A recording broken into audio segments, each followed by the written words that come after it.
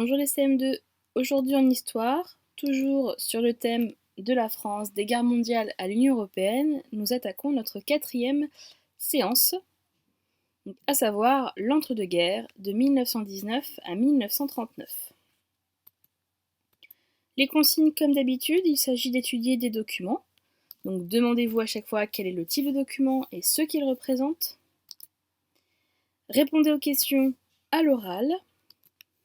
Et surtout, comme d'habitude j'insiste, faites des pauses pour pouvoir répondre aux questions, car la correction vient juste après. N'hésitez pas à me poser une question si besoin. Alors vous verrez à un moment, il y aura un graphique. Vous ne pourrez pas le faire, on va dire au crayon. Vous devrez le faire, on va dire, à main levée sur l'écran. Donc voilà, je vous préviens, il y aura une question qui demandera un petit peu d'ingéniosité. Bonne séance! Donc séance 4, l'entre-deux-guerres, de 1919 à 1939. La question que nous nous posons aujourd'hui est pourquoi l'Europe n'a-t-elle pas pu sauver la paix? Alors déjà, le mot entre-deux-guerres. J'espère que vous l'aurez compris.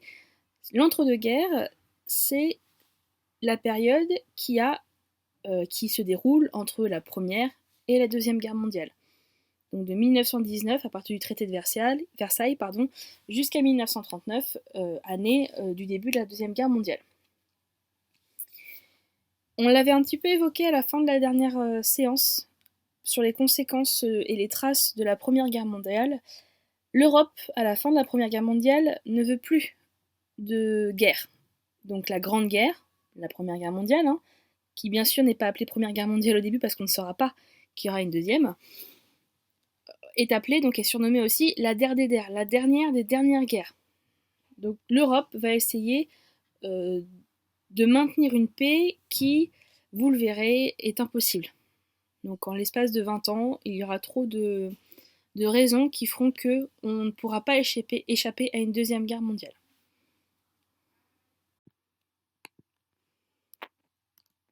Premier document. Quel est ce type de document et que représente-t-il? Que reconnais-tu comme forme? Que font-elles? Pourquoi? Mais aussi, que ressens-tu en regardant ce document? Fais une pause et je corrige.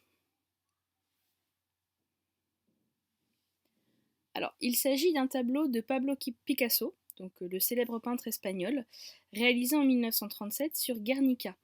Guernica est une ville espagnole. Alors je vais essayer de ne pas trop vous en dire car j'aimerais vous montrer une vidéo assez longue qui explique ce tableau. Mais rapidement pour les trois questions, donc la première, je viens d'y répondre. Les formes que l'on peut reconnaître, il y a des formes humaines. Donc des formes humaines qui sont parfois aussi démembrées. On voit des corps à droite, des membres à droite, à gauche. Donc on voit ici une femme. Ici on a du mal à savoir si c'est une femme, un homme ou si c'est quelque chose de plus symbolique. De nouveau ici il y a une femme. Là il y a le seul homme. Voilà. Donc, et nous avons aussi des formes animales. Donc là ici un taureau. Ici un cheval. On reconnaît aussi une ampoule. Voilà, des armes qui sont cassées. Donc là, on voit clairement que ces formes, ces personnages, que ce soit animaux comme humains, sont en train de souffrir. On le voit avec les mains levées au ciel, le fait que les corps soient démembrés, la femme qui est complètement prostrée. Donc ces personnes sont vraiment en train de souffrir. Il faut savoir que Guernica est une ville qui a été bombardée par les Allemands, donc en 1937. Alors je n'ai pas trop envie de vous en parler de vous en parler plus. Je vais vous montrer une vidéo, mais aussi à la fin de cette séance, je ferai un petit bilan de toute la séance qu'on viendra voir et je reviendrai sur ce tableau. Ce que vous avez ressenti, alors c'est à vous, c'est votre propre, ce sont vos propres émotions. Ce tableau aussi est en noir et blanc. On sent qu'il est très sombre. Il faut savoir aussi qu'il est très grand. Voilà, on se sent gêné, c'est un petit peu difficile. On sent, on va dire, la souffrance des personnages représentés par Pablo Picasso. Une dernière information qui n'est pas dite, il me semble, dans la vidéo, Pablo Picasso, c'est un peintre connu pour le cubisme. Alors cette œuvre n'est pas vraiment du courant issu du cubisme, hein, c'est une œuvre figurative parce qu'on reconnaît quand même des formes, mais on voit quand même on va dire la patte de Pablo Picasso qui est très axée sur des formes géométriques ou d'essayer de simplifier au plus possible. Voilà, donc une œuvre cubique, en général, on a du mal à reconnaître ce qui est représenté. Donc là, voilà, c'est une œuvre qui apparaît après ce mouvement. Donc on appellera plutôt ça une œuvre figurative.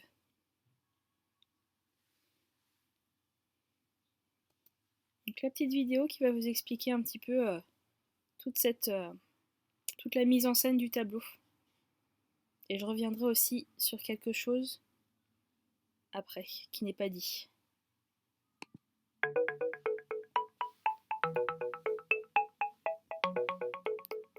La guerre civile fait rage en Espagne depuis juillet 1936. Picasso, partisan du pouvoir républicain menacé, s'inquiète. Mais, exilé de son pays natal, il n'a guère de moyens d'agir.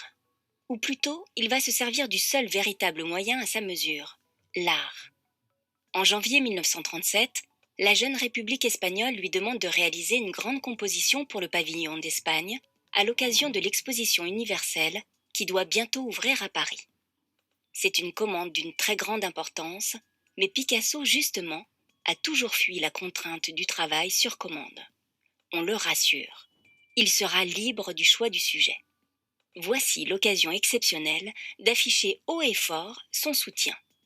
Il accepte. Pourtant, l'inspiration n'est pas immédiate. Le peintre tâtonne. Jusqu'à ce que survienne l'un des événements les plus dramatiques de la guerre civile, le bombardement de Guernica, le 26 avril 1937. C'est jour de marché dans la petite ville basque, lorsqu'à la fin de l'après-midi, le ciel se couvre d'escadrilles d'avions. Pendant 2 heures, la ville subit plusieurs vagues de bombardements. On le saura plus tard, l'attaque est le fait de la Légion Condor allemande, secondée par plusieurs bombardiers italiens. Par cette démonstration de force, l'Allemagne nazie et l'Italie fasciste soutiennent officiellement le général Franco contre les républicains. Lorsque les avions s'éloignent en début de soirée, ils laissent derrière eux plusieurs centaines de morts et de blessés civils et une ville ravagée. L'opinion internationale s'indigne de cet acte barbare, touchant des populations civiles sans défense. Picasso prend connaissance du drame par les journaux que lui apporte quelques jours plus tard sa maîtresse Dora Maar. Le voici, le sujet qu'il cherchait, celui qui envahira la toile comme un immense cri de colère. Picasso se met au travail le 1er mai 1937. Grâce aux photographies prises par Dora Maar, les différentes étapes de la réalisation du tableau surgissent sous nos yeux. Très vite, Picasso choisit de peindre en noir et blanc. Cet abandon symbolique de la couleur rapproche l'œuvre des photographies de l'événement. La toile a des dimensions gigantesques, plus de 8 mètres sur 3, au point que le peintre doit poser le châssis en biais pour pouvoir travailler. Rien ne le ralentit pourtant dans sa tâche. L'œuvre doit être achevée pour l'ouverture de l'exposition internationale des arts et techniques, et elle le sera dans ses moindres détails. Picasso n'illustre pas le bombardement de manière réaliste. On ne trouve ainsi aucune bombe représentée. Le peintre marque le drame d'une autre manière.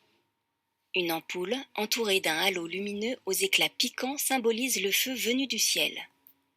La violence, le désordre et la mort sont restitués par le traitement de la composition. Picasso brouille la perception, ne laisse à l'œil aucun repos.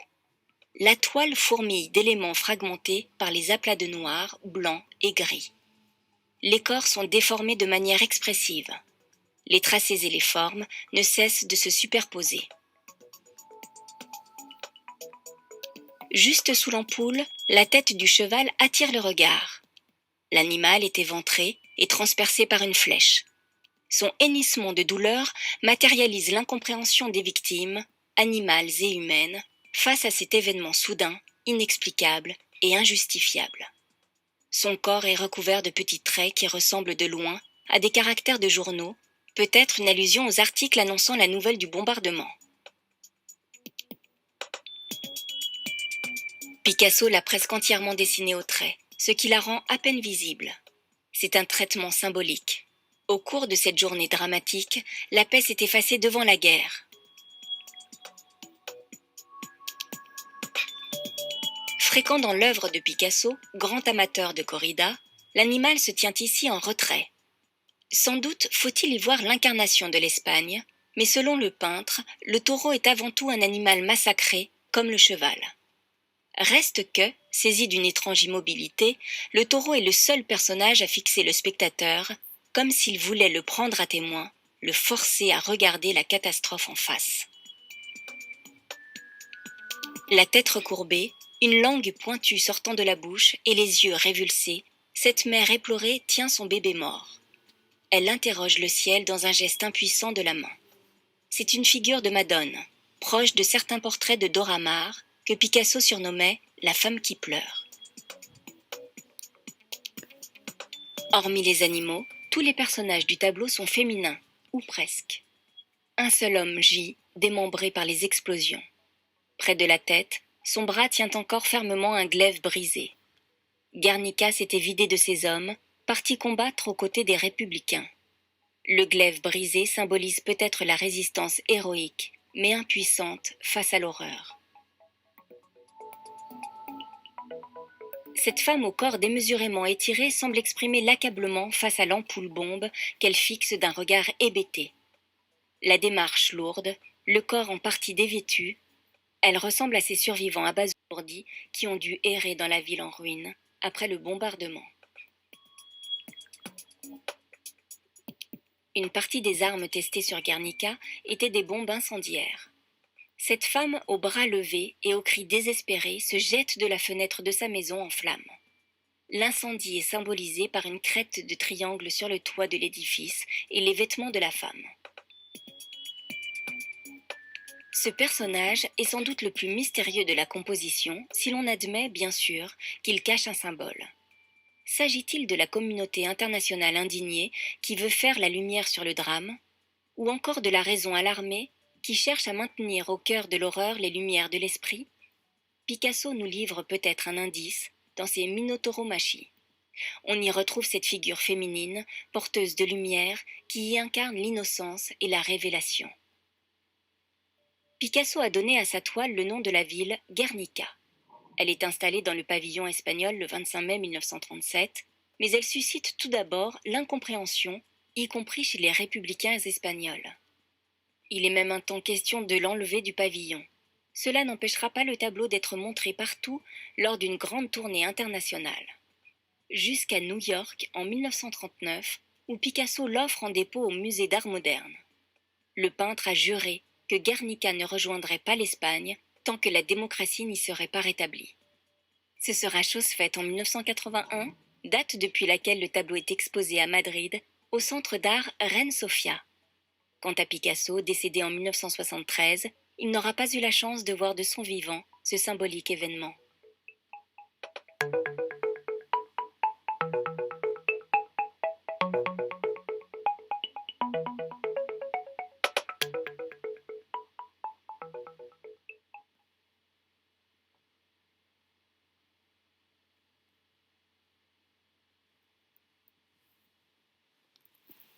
Alors, chose qui n'est pas dite dans cette vidéo, que j'avais apprise il y a longtemps, mais la fleur qui est ici, qu'on voit dessinée dans la main du soldat mort, symbolise aussi l'espoir que cela ne se reverra plus.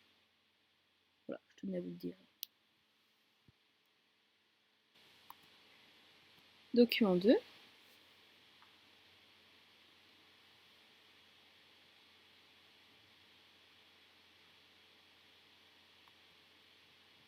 Quel est ce type de document? Que représente-t-il? Qu'est-ce que la SDN? Que dit Aristide Briand? Qu'espère-t-il? Avant de répondre aux questions, nous allons lire le document ensemble. N'est-ce pas un spectacle émouvant que, quelques années à peine après la plus effroyable guerre qui ait jamais bouleversé le monde, alors que les champs de bataille sont encore presque humides de sang, les mêmes peuples qui se sont combattus se rencontrent dans cette assemblée pacifique et affirment leur volonté commune de collaborer à la paix? Quelle espérance pour les peuples! Messieurs, la paix, pour l'Allemagne et pour la France, cela veut dire c'en est fini du deuil et des souffrances qui ne s'apaiseront jamais. Plus de guerre, plus de solutions brutales et sanglantes à nos désaccords. Certes, ils n'ont pas disparu, mais désormais, c'est le juge qui dira le droit. Comme les individus qui s'en vont régler leurs difficultés devant le magistrat, nous aussi, nous réglerons les nôtres par des procédures pacifiques. Arrière les fusils, les mitrailleuses, les canons. Place à la conciliation, à l'arbitrage, à la paix. Petite pause et je réponds aux questions.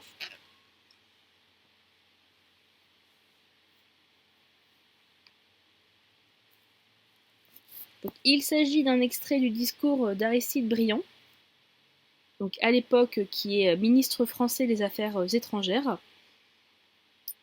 Ce discours est prononcé à Genève, en Suisse, donc siège de la SDN, le 10 septembre 1926. La SDN, nous l'avions vu avant, c'est la Société des Nations, donc l'ancienne organisation avant l'ONU, l'Organisation des Nations Unies, qui est créée juste après la guerre pour que l'Europe soit unie et pour empêcher d'autres guerres à venir. Donc, à la date où est prononcé ce discours, Aristide Briand, comme je vous le disais, donc, est ministre des Affaires étrangères, donc qui s'occupe des relations entre la France et les autres pays, notamment avec l'Allemagne. Comme c'est indiqué dans le titre, Genève, c'est le siège de la Société des Nations. Donc cette société qui est créée en 1920 pour œuvrer pour la paix et le désarmement. Petite information aussi, Aristide Briand a reçu le prix Nobel de la paix en 1926 avec son homologue allemand Stresemann. Donc pour leur action en faveur de la paix et du désarmement. On le voit bien dans ce texte, hein. Là on est dans un contexte d'après-guerre où les anciens, je cite, champs de bataille sont encore presque humides de sang. L'impératif ici est la reconstruction et la paix. Cela domine les préoccupations européennes et mondiales. Donc la Société des Nations tente de réunir les diplomates de chaque continent et de chaque pays pour organiser cette paix. Après cette guerre dont plus personne ne semble vouloir. L'intérêt de ce texte, c'est de montrer que que les efforts de paix de la Société des Nations et aussi d'Aristide Briand, donc qui au passage est un ancien rédacteur de la loi de la laïcité en 1905. Là, il a une volonté presque, comment on pourrait dire, pas impérative, mais incantatoire, hein, de réaliser cette espérance d'une Europe nouvelle. On le voit à la fin du document. Arrière les fusils, les mitrailleuses, les canons, place à la conciliation, à l'arbitrage, à la paix. Et Aristide Briand, on va dire, s'appuie sur les horreurs récentes de la Grande Guerre pour mieux promouvoir une paix fondée sur le droit international.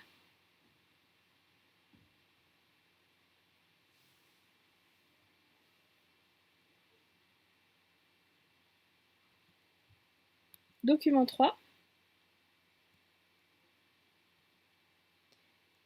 Quel est ce type de document? Que représente-t-il? Que s'est-il passé aux États-Unis? Quelle est la répercussion en Europe et notamment en Allemagne?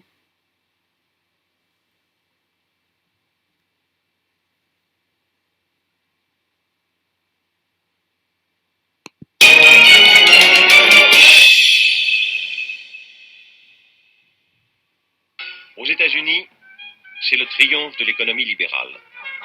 Les ventes à crédit facilitent l'essor industriel et encouragent la surproduction. L'argent coule à flot.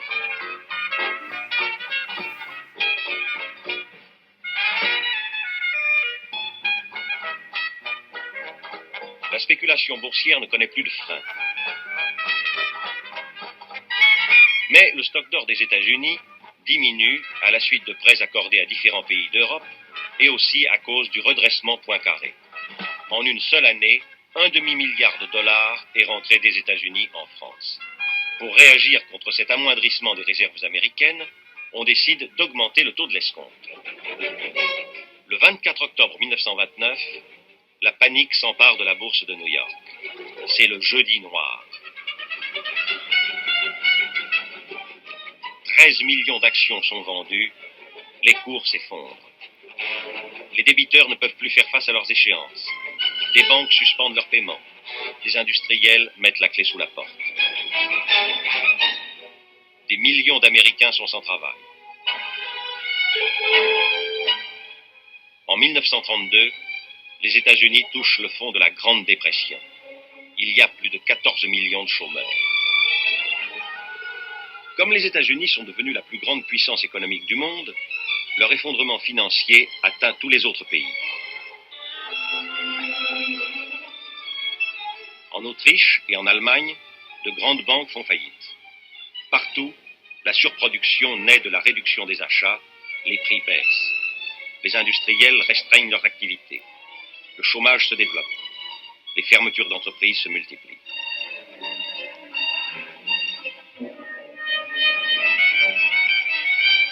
En Allemagne, la situation est dramatique. Un seul fait en témoigne, la moitié des hauts fourneaux cessent toute activité. Le catholique Brüning, devenu chancelier en mars 1930, manque d'envergure. Les mesures qu'il prend ne résolvent pas la crise et aggravent le mécontentement. En juillet 1931, la Reichsbank doit suspendre ses paiements à l'étranger. La production allemande s'effondre. On compte bientôt plus de 6 millions de chômeurs. La misère rejette des millions d'électeurs vers les partis extrémistes, parmi lesquels les nationaux-socialistes.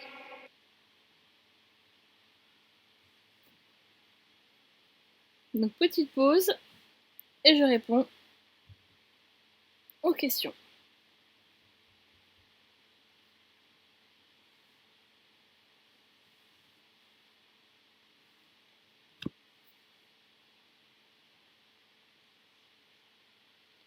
Donc là, il s'agit d'une courte vidéo donc, qui a été trouvée sur le site de l'INA, donc l'Institut national de l'audiovisuel. C'est-à-dire un site, une entreprise qui regroupe toutes les archives audiovisuelles. Et donc cette courte vidéo explique ce qu'est le krach boursier de 1929. Alors il y a certains termes qui sont un petit peu complexes, mais ce qu'il faut comprendre de cette vidéo, c'est qu'il y a eu une énorme crise économique en 1929, qu'elle est partie des États-Unis, donc où la bourse s'est effondrée, ce qui a entraîné la fermeture des usines et une hausse du chômage, non seulement aux États-Unis, mais aussi en Europe. Car, comme c'est dit dans la vidéo, les États-Unis sont la première puissance économique mondiale à l'époque. Rappelez-vous, elle a beaucoup prêté d'argent à l'Europe pendant la Première Guerre mondiale, elle a fourni aussi des armes. Donc on avait vu à la fin que l'Europe était endettée, et elle est endettée surtout auprès des États-Unis. Donc d'où le fait que ce soit à cette époque-là la première puissance économique. Donc c'est pour ça aussi que qu'il y a un effet, on va dire, domino sur les autres pays. Et donc que l'Europe, donc là on a parlé de l'Allemagne, qu'en Allemagne, il y a des problèmes, donc les banques ne peuvent plus payer leurs dettes, elles ne peuvent plus, les usines produisent beaucoup trop par rapport au fait que les gens ne peuvent plus acheter. Et cela entraîne donc la fermeture des usines et la hausse du chômage.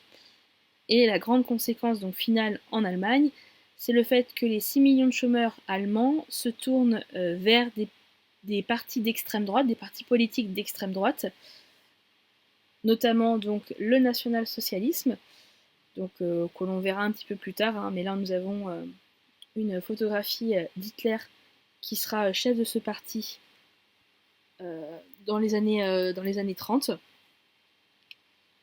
Ces personnes au chômage se tournent vers les partis d'extrême droite parce qu'ils considèrent que le chancelier à l'époque ne résout pas cette crise économique.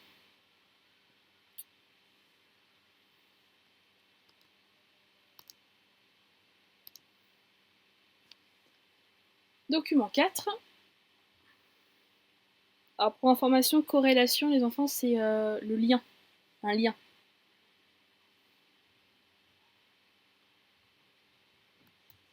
Donc, quel est ce type de document? Que représente-t-il? Voici les scores du parti nazi aux élections allemandes. 2,6% en mai 1928, 18,3% en septembre 1930, 37,3% en juillet 1932. Placez-les sur le graphique du document. Alors vous ne pouvez pas exactement vous les placer vu qu'il s'agit d'une vidéo et que vous n'avez pas le document. Mais essayez de voir où ces 3 points se situent. Donc sachant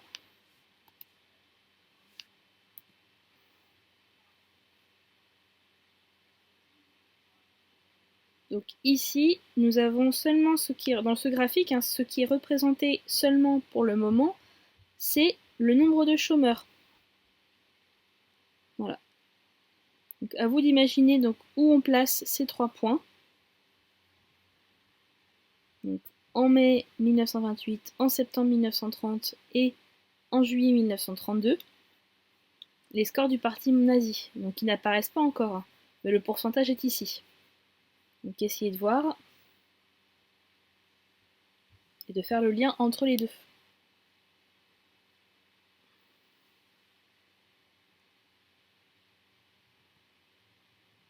Voilà, si vous passiez ces points-là, on obtenait une autre courbe, donc qui ressemble plus à presque à une droite. Hein. Donc, par exemple, en mai 1928, 2,6%, pardon, c'est situé ici. Je vous répète, hein, les pourcentages étaient là. Là, ça correspond au nombre, aux millions de chômeurs.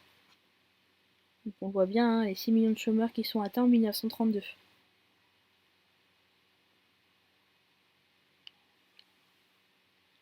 Donc ce document, j'allais oublié de le dire, ce document est un graphique hein, représentant le chômage en Allemagne. Et on fait le lien en plus avec la montée de l'extrême droite en Allemagne, c'est-à-dire le score aux élections du parti nazi. Alors, nazi, c'est une abréviation. Cela provient du parti donc du Nationalsozialismus, Nazi, Socialismus. Voilà, c'est une abréviation. Je vous la mettrai dans la leçon, ça sera plus visible pour vous.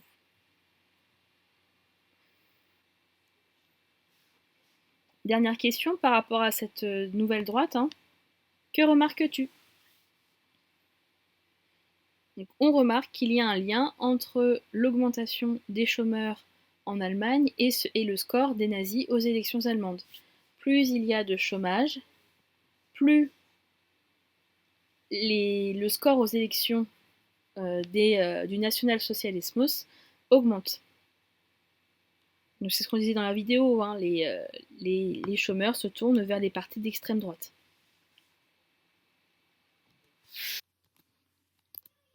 Document 5.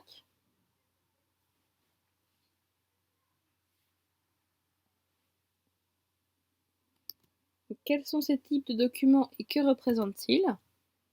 Que signifie NSDAP? Quel est son logo? Qui Hitler ne veut-il pas voir dans son pays? Nous lisons le document ensemble et après vous ferez une pause pour pouvoir répondre aux différentes questions. Nous exigeons l'égalité des droits du peuple allemand au regard des autres nations, l'abrogation du traité de Versailles. Nous exigeons de la terre et des colonies pour nourrir notre peuple et résorber notre surpopulation. Seuls les citoyens bénéficient des droits civiques. Pour être citoyen, il faut être de sang allemand. La confession importe peu. Aucun juif ne peut donc être citoyen. Les non-citoyens ne peuvent vivre en Allemagne que comme hôtes et doivent se soumettre à la juridiction sur les étrangers. Nous exigeons que l'État s'engage à procurer à tous les citoyens des moyens d'existence. Si le pays ne peut nourrir toute la population, les non-citoyens devront être expulsés du pays. Il faut empêcher toute nouvelle immigration des non-allemands. Nous demandons que tous les non-allemands établis en Allemagne depuis le 2 août 1914 soient immédiatement obligés de quitter le pays. Petite pause et je réponds aux questions.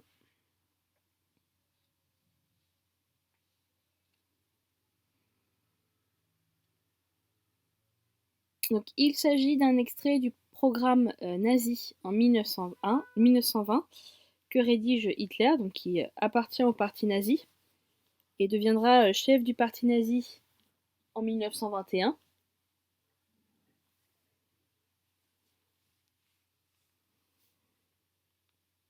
Et nous avons aussi la signification de ce que veut dire NSDAP en français et en allemand avec le logo du parti.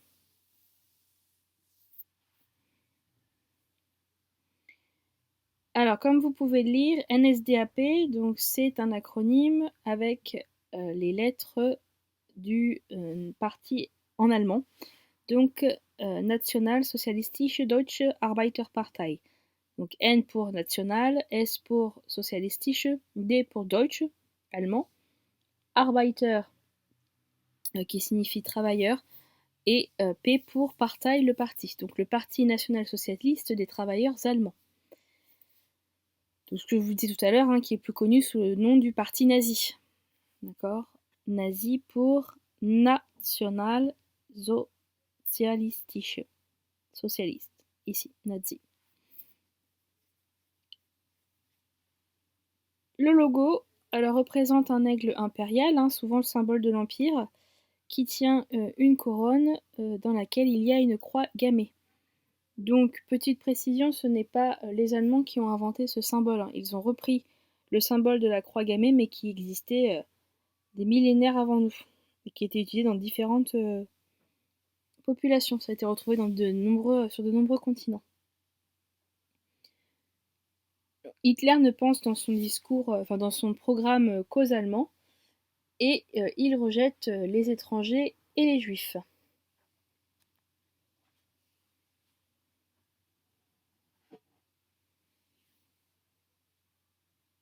Donc, ce parti nazi que crée Hitler en février 1920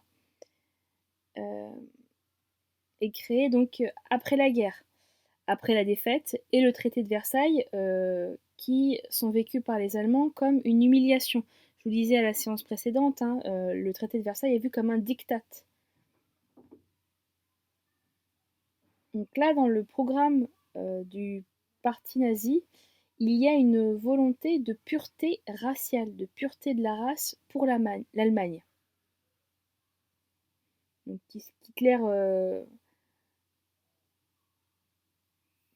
détaille ici, et aussi dans les discours qu'il organise dans diverses brasseries à Munich. Donc là, on voit bien qu'il y a une sorte de rejet des autres. Le racisme et l'antisémitisme sont omniprésents. Donc l'antisémitisme, je vous le rappelle, c'est la haine des juifs. Et aussi, il appelle à une grande Allemagne pure. L'idée de... Quand on voit dans le point 4, là, dans le point 4 de ce programme, il écrit que pour être citoyen, il faut être de sang allemand. Donc, quelle que soit notre confession religieuse, aucun juif ne peut donc être citoyen. Pour les nazis et Hitler, la conception de l'identité repose sur le sang. Pour les nazis, les vrais, entre guillemets, les vrais Allemands n'ont pas de sang juif, et inversement. Donc c'est pourquoi les mariages mixtes seront interdits. Pour éviter, selon la doctrine nazie, je cite vraiment, la contamination du peuple allemand. Donc, autrement dit, le donc dans ce point 4 est essentiel. On ne peut pas être citoyen juif et allemand. Il en va de la pureté de la race allemande. Donc les juifs ne peuvent pas être citoyens allemands.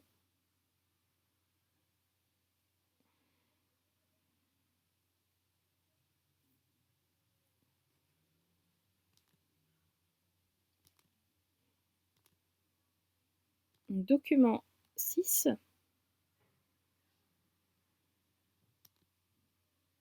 Quel est ce type de document et que représente-t-il? Pourquoi les Allemands croyaient-ils en Hitler? Que ressentait le peuple allemand par rapport au traité de Versailles qui met fin à la Grande Guerre? Et enfin, pourquoi les Allemands voulaient-ils la guerre? Que proposait Hitler? Nous lisons le document ensemble. Donc, d'après Melita Mashman, adhérente des jeunesses hitlériennes, 17 ans en 1933. Ma mère nous ressassait qu'une paix infamante avait causé l'écartèlement du pays. L'économie nationale était mise en péril par les dettes de guerre dont nos ex-ennemis réclamaient le paiement. Nos parents se plaignaient sans cesse de l'appauvrissement croissant de l'Allemagne. Parmi les misères dont se plaignaient les adultes, il y avait le chômage. Nous entendions toujours les adultes parler de tel ou tel de leurs amis qui avait perdu son emploi et ne savait plus comment faire vivre sa famille. Les nazis promirent de supprimer le chômage et la misère de près de 6 millions d'habitants, et je l'ai cru. Je crus qu'ils réaliseraient l'union politique du peuple allemand et qu'ils surmonteraient les difficultés résultantes du traité de Versailles. S'il n'y avait pas eu la défaite, les Allemands n'auraient jamais tourné au fanatisme comme ils firent sous l'influence d'Hitler. Nous étions donc prêts pour devenir des nazis enthousiastes. Nous rêvions de nous sacrifier à un idéal.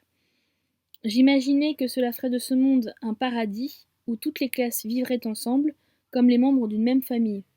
Je ne pensais pas alors que quantité de gens seraient exclus de ce paradis. Hitler réussit à nous communiquer son fanatisme.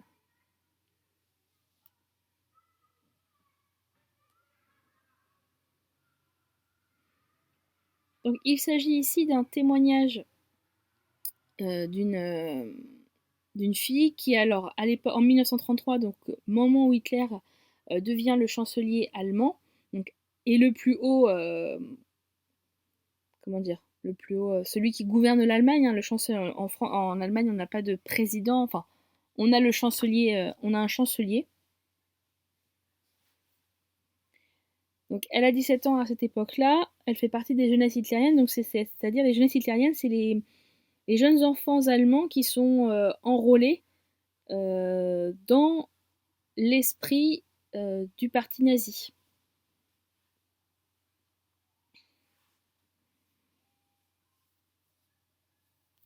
Donc, ce témoignage explique en quoi Hitler a réussi à enrôler les jeunes Allemands dans son discours et dans ses croyances.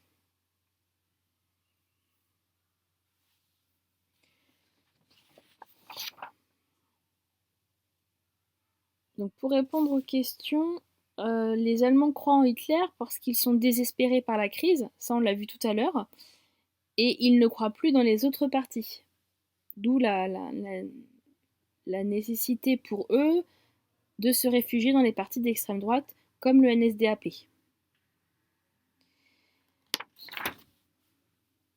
Les Allemands, donc ça on l'a vu aussi, hein, se sentent humiliés d'avoir perdu la guerre et de devoir payer des remboursements.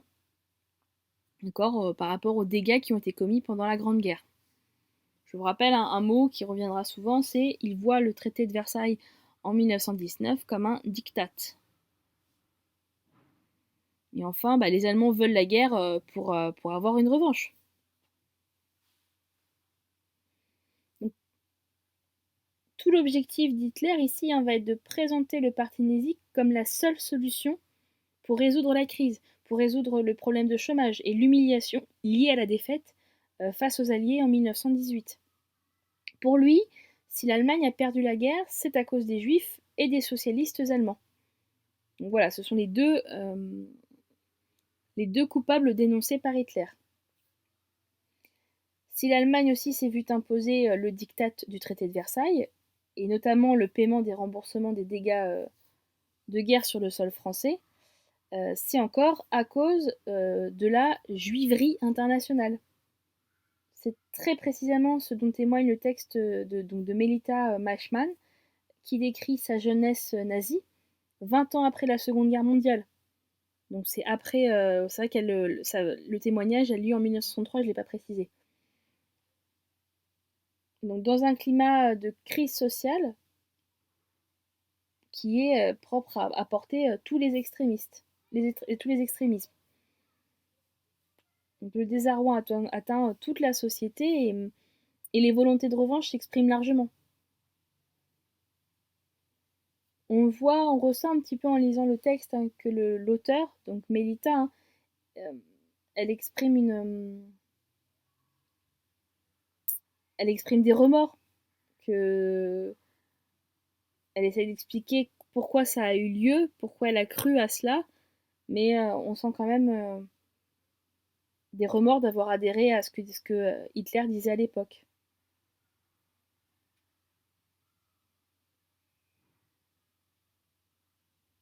Elle explique également donc comment elle a pu tomber dans à la dernière ligne. Hitler a réussi à nous communiquer son fanatisme. Donc pour elle, le fanatisme, donc voilà, c'est toute la haine envers les socialistes et les juifs. Et comment elle a pu basculer aussi dans ce parti nazi.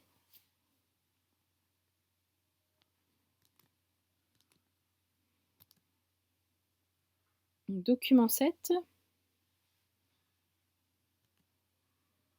Quel est ce type de document et que représente-t-il?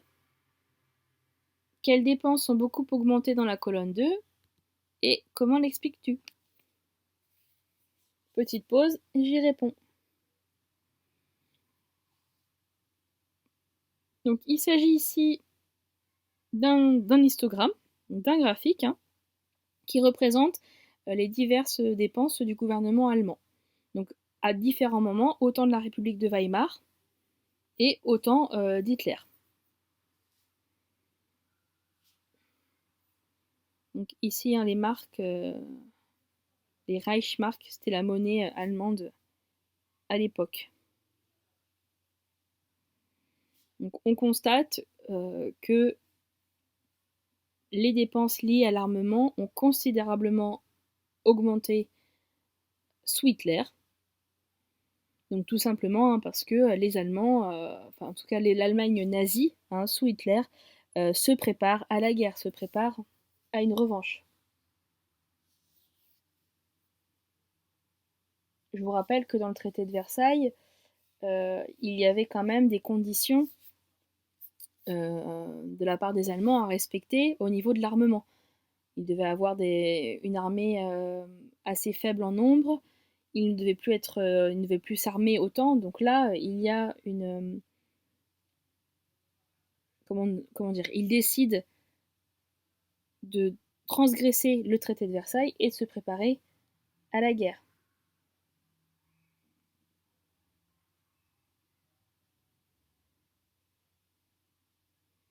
Un petit rappel, dès qu'Hitler arrive au pouvoir, donc en 1933, cette dépense en armement augmente considérablement. Donc en quelques années à peine, les nazis ont augmenté leur puissance militaire au mépris donc de ce traité de Versailles, et ils font planer là sur l'Europe un danger imminent de guerre. Ils sont, comment dire, comme dirait, engagés dans la course contre l'armement, enfin la course aux armements. Dans cette volonté de revancharde contre les Alliés par rapport à la Grande Guerre. Donc ils veulent vraiment cette revanche contre la défaite et contre les humiliations du traité de Versailles, avec aussi la recherche de nouvelles terres. Donc les nouvelles terres, donc l'espace vital des Aryens, la race aryenne, ceux qui sont de sang pur en Allemagne, selon encore les nazis.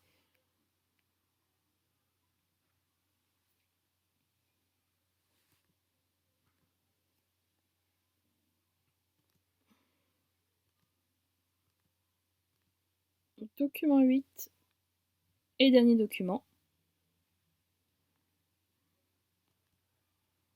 Donc, quel est ce document et que représente-t-il? Quel régime politique trouve-t-on en Europe? Donc, avec tes mots, explique ce que veut dire, régime totalitaire.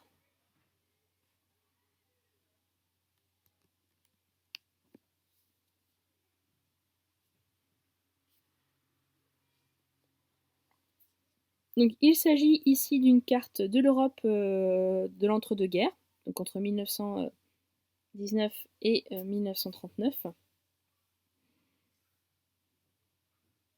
Et elle représente donc les différents régimes politiques qu'il y a en Europe.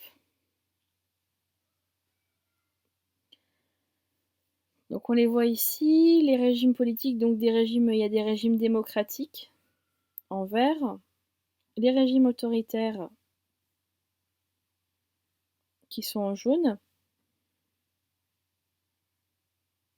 des régimes qui sont dits totalitaires.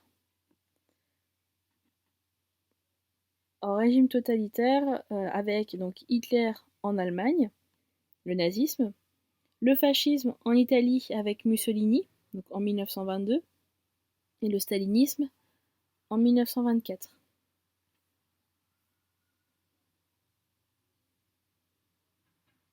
Alors, j'ai ajouté aussi Franco en Espagne, hein,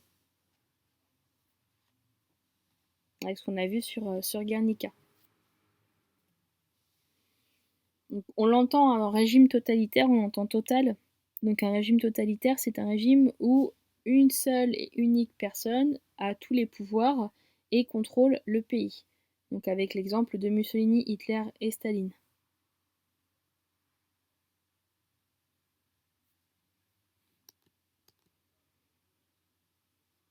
La leçon. Donc pourquoi l'Europe n'a-t-elle pas pu sauver la paix? Donc comme d'habitude, cette leçon n'est pas à recopier, mais elle est à apprendre. Donc on va la lire ensemble. On appelle l'entre-deux-guerres la période qui va du traité de Versailles en 1919 au début de la guerre en 1939. Pendant 20 ans, l'Europe a tenté d'établir durablement la paix, comme par exemple avec la Société des Nations, SDN. Le krach boursier de 1929 touche les États-Unis puis l'Europe. Cela va entraîner une hausse importante du chômage et une récession économique. Alors un petit lexique. Donc là, l'idée n'est pas de faire de l'économie, les enfants, hein. Le krach boursier donc, désigne dans la pratique une chute soudaine et violente des marchés d'actions qui touche une ou plusieurs places financières. Et la récession, donc c'est un ralentissement de la croissance d'un pays. Donc là, de nombreux pays européens sont touchés, ainsi que les États-Unis. Cela favorise alors l'apparition de dictatures fascistes comme en Italie, Mussolini, en Allemagne, Hitler, et en Espagne, Franco. Hitler appartient au parti du national-socialisme, donc en allemand Nationalsozialismus. Ce parti est plus couramment désigné en français par l'abréviation nazisme. Donc là, le nazisme. Hitler arrive au pouvoir en 1933 avec un programme antisémite, donc hostile aux juifs, avec un X, ça aurait été mieux, et raciste. L'Allemagne commence à s'armer lourdement. Donc comme je vous l'ai dit au début de la séance, je termine par un bilan donc, du tableau qui parle à la fois du tableau mais aussi des différentes dictatures fascistes.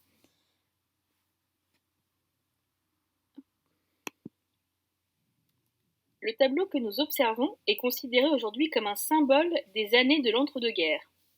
Il a été réalisé par le grand peintre espagnol Pablo Picasso. Par cette peinture, Picasso veut dire sa colère et sa peine au sujet d'une guerre qui touche son pays, l'Espagne. Il faut que je vous explique pourquoi cette peinture est importante. En Espagne, en 1936, des élections libres et démocratiques ont lieu. Les partis de gauche sont élus au pouvoir. Ils veulent améliorer la situation des plus pauvres. Mais des gens s'opposent à eux. Et bien que le Front populaire soit arrivé au pouvoir par des élections libres, l'extrême droite ne veut pas les laisser gouverner. À sa tête, il y a un homme, le général Franco. Il va entamer une guerre en Espagne qui va diviser toute la société espagnole. D'un côté, ceux qui sont pour le gouvernement et la démocratie, et de l'autre, ceux qui soutiennent le général Franco. Cette guerre fait des milliers de morts. Pour battre les armées du gouvernement, Franco décide de s'allier avec deux pays, l'Italie de Mussolini et l'Allemagne d'Hitler. Ces deux personnages sont des dictateurs, c'est-à-dire qu'ils n'aiment pas la démocratie et refusent toute contestation de leur pouvoir. Ils emprisonnent tous ceux qui voudraient les contester, et pire, en Allemagne, Hitler met dans des camps tous ceux qui s'opposent à lui. L'Allemagne et l'Italie vont ainsi aider Franco à combattre les démocrates espagnols. Le tableau de Picasso raconte un des pires événements de cette guerre, le 26 avril 1937. Des avions bombardiers allemands attaquent Guernica, une petite ville du Pays basque espagnol, et lâchent plus de 60 tonnes de bombes incendiaires, c'est-à-dire des bombes qui mettent le feu partout.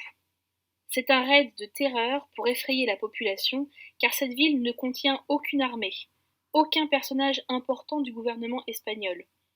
Il s'agissait, pour Franco et les Allemands, de terroriser les populations civiles. C'est de la terreur gratuite. Des centaines et des centaines de personnes innocentes sont tuées ou blessées très grièvement. Le choc est énorme. Picasso apprend la nouvelle et décide très vite, quelques jours à peine après ce bombardement, de réaliser une grande œuvre pour dire sa colère et sa tristesse. C'est le tableau que nous avons sous les yeux. C'est une manière pour l'artiste de condamner cette violence aveugle qui s'abat sur des populations innocentes. Que représente-t-il exactement? Ici, son art rencontre une réalité. Des corps démembrés, des êtres qui crient, qui hurlent, des maisons en flammes, des souffrances très nombreuses. Ce bombardement paraît très injuste. Et surtout, on commence à comprendre que la guerre n'est pas loin et peut revenir bientôt. En effet, que se passe-t-il en Europe depuis la Grande Guerre? Les pays ont voulu se mettre d'accord pour faire la paix. L'organisation la Société des Nations a même été créée pour permettre à tous les pays de se rencontrer et de discuter plutôt que de se battre. Au début, tout le monde espère que la paix va pouvoir durer. Mais une grave crise économique éclate dans le monde et en Europe. Le chômage augmente, les populations sont de plus en plus pauvres et mécontentes, et les gouvernements démocratiques ne semblent pas pouvoir améliorer la situation des gens. Alors, des partis d'extrême droite en profitent en disant qu'ils sont les seuls à pouvoir faire quelque chose. Mais ces partis sont racistes, antisémites, c'est-à-dire contre les juifs, et ne veulent pas des libertés de la presse, d'expression. Ils veulent la dictature, et ils représentent une menace pour la paix.